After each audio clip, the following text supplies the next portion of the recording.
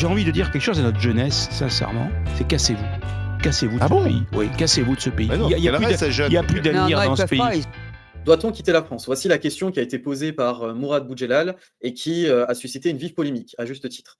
Alors, je pense que pour traiter cette question, il faut mettre de côté nos passions et avoir un minimum de connaissance de la situation.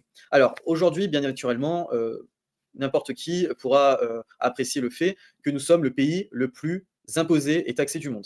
Voilà.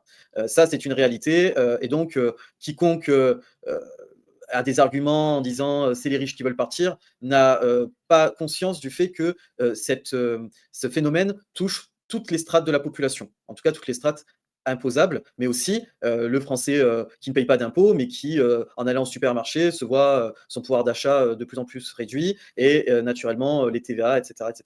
Donc, pour répondre à cette question, moi j'estime qu'il faut un minimum de bienveillance à l'encontre de tous les Français qui travaillent. On ne peut pas reprocher à l'entrepreneur qui paye toujours plus d'impôts et qui vit de moins en moins bien de son dur labeur, de vouloir partir, surtout si on lui propose mieux ailleurs. On ne peut pas, tout comme on ne peut pas empêcher un salarié de quitter son entreprise pour aller dans une autre entreprise s'il y trouve son compte. Au final, le parallèle peut s'appliquer. Alors après, certes, il y a aussi le patriotisme qui entre en jeu. Bien naturellement, il est toujours préférable que les talents et que les entrepreneurs et même que les travailleurs restent en France. Ça, c'est tout à fait naturel et personne ne vous dira le contraire. Mais pour cela, il faut les inciter. Et je pense qu'il y a une double responsabilité dans cette affaire. À la fois la responsabilité de nos gouvernants qui n'ont rien fait pour que la France soit attractive et même qu'elle retienne ses talents prometteurs. Mais aussi le peuple français qui, depuis des années, n'a fait que voter pour des partis, pour des candidats qui ont proposé de raser gratis, de toujours prendre aux riches pour donner aux pauvres. Sauf que là, la vie, c'est pas Robin des Bois. La vie, c'est pas Robin des Bois. L'objectif de personnes fortunées, l'objectif de personnes qui ont des revenus importants, c'est d'investir pour que nous puissions avoir des logements, d'investir pour que nous puissions avoir des emplois et des entreprises performantes.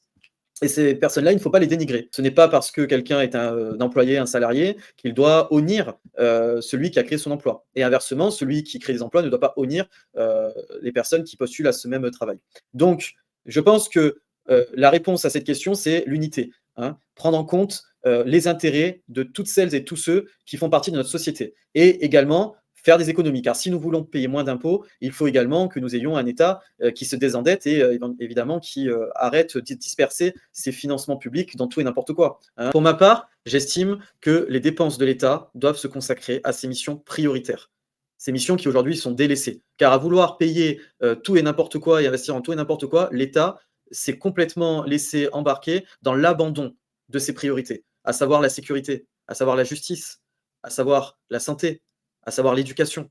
Aujourd'hui, ces missions-là, on le sait, ce sont les missions qui sont les plus délaissées. Alors certes, M. Bayrou a décidé de mettre Mme Borne, ministre d'État, première ministre d'État, dans l'ordre protocolaire, mais il ne s'agit pas de protocole. Justement, tout cela, c'est ce qui fait notre déroute depuis des années. C'est le protocole, le semblant. Nous, ce que nous voulons, c'est de l'action.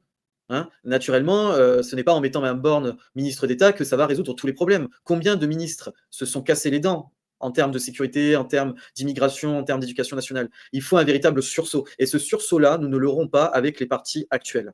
Et c'est de la responsabilité du peuple français de s'investir. On peut également s'investir en politique, même si l'on quitte la France. Parce que notre nationalité, on l'emporte avec nous dans nos valises. Et il ne faut jamais oublier la France. Il ne faut pas confondre sa politique et son histoire, son patrimoine et tout ce qui nous rend heureux d'être français et fiers d'être français. Par conséquent, nous pouvons nous investir en politique où que nous soyons, à travers le vote, à travers également les élections, puisqu'il y a également, comme nous le savons toutes et tous, des circonscriptions des Français de l'étranger. Et donc, il y a également les vidéos YouTube, etc., etc. Tant et tant de moyens de pouvoir faire évoluer la politique française. Et pour répondre à la question de base, est-ce que nous devons partir de France? Et j'ai un petit peu répondu en disant que oui, en effet, puisque parfois c'est la survie même de son entreprise qui est mise en cause. Alors, n'oubliez pas la France. Voilà, c'est tout ce que j'ai envie de dire à ces personnes-là qui s'expatrient. N'oubliez pas la France, continuez d'y croire, continuez de vous battre, même à distance.